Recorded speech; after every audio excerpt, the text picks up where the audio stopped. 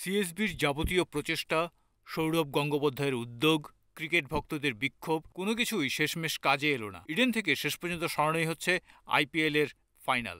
আবহাওয়ার অজুহাতে আইপিএল এর ফাইনাল সরানো হলো ইডেন থেকে।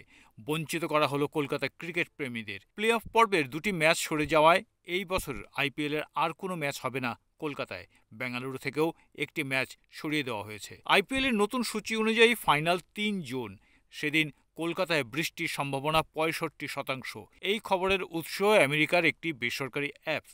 যদিও আলিপুর আবহাওয়া দপ্তর বা দিল্লির মৌসুম ভবনের তরফ থেকে এমন কোনো পূর্বাভাস দেওয়া হয়নি। ৩ জুন আহমেদাবাদের নরেন্দ্র মোদী স্টেডিয়ামে হবে ২০২৫ আইপিএল এর ফাইনাল ছাড়াও গুজরাটের আহমেদাবাদে টুর্নামেন্টের কোয়ালিফায়ার 2ও আয়োজন করবে। কোয়ালিফায়ার 1 এবং এলিমিনেটর খেলা হবে পাঞ্জাব কিংসের হোম মুল্লানপুর স্টেডিয়ামে। প্লে অফ পর্ব শুরু হবে ২৯ মে থেকে নিউ চণ্ডীগড়ের নিউ পিসিএ স্টেডিয়ামে কোয়ালিফায়ার 1 দিয়ে, যেখানে লিগ পর্বের শীর্ষ দুটি দল অংশগ্রহণ করবে।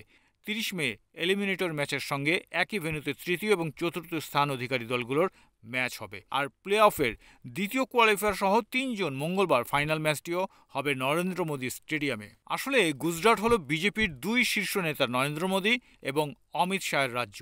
এদিকে রাজনীতির ময়দানে মমতা বন্দ্যোপাধ্যায় এবং বিজেপির সম্পর্ক সাপে নেউলে। আর এই কারণেই নাকি ইডেন থেকে আইপিএল এর ফাইনাল সরিয়ে নিয়ে গিয়ে আহমেদাবাদের নরেন্দ্র মোদী স্টেডিয়ামে আয়োজন করা হচ্ছে। আর এর মধ্যে দিয়েই ক্রিকেট রাজনীতিতে নরেন্দ্র মোদী আর অমিত শাহের কাছে হেরে গেলেন মমতা। বিশ্বের বৃহত্তম ক্রিকেট স্টেডিয়াম আহমেদাবাদ আইপিএল ২০২৫-এর আকর্ষণীয় ক্লাইম্যাক্স আয়োজনের জন্য একেবারেই প্রস্তুত।